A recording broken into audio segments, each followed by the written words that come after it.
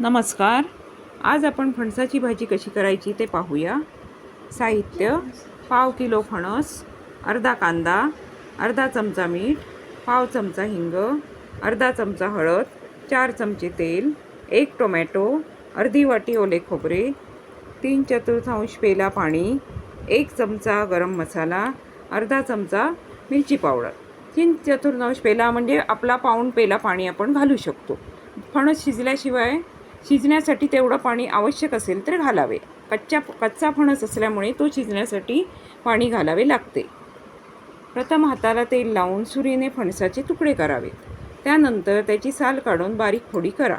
2 पाण्यात फणसाच्या फोडी स्वच्छ धुवून घ्या. अर्धा कांदा बारीक कापून घ्या. एका पातेल्यात 4 चमचे तेलात कांदा छान तळून घ्या. त्यात हिंग, फणसाच्या फोडी, हळद, मीठ, पाऊण पेला पाणी टाकून झाकण ठेवा. मध्यम आचेवर फणस शिजू द्या. फणस शिजल्यावर त्यात बारीक चिरलेला टोमॅटो टाकून एकत्र करा. टोमॅटो शिजल्यावर त्यात 1 चमचा गरम मसाला, अर्धा चमचा मिरची पावडर घालून चमच्याने ढवळा. 5 मिनिटात ओले खोबरे घालून एकत्र करा. स्वादिष्ट फणसाची भाजी तयार.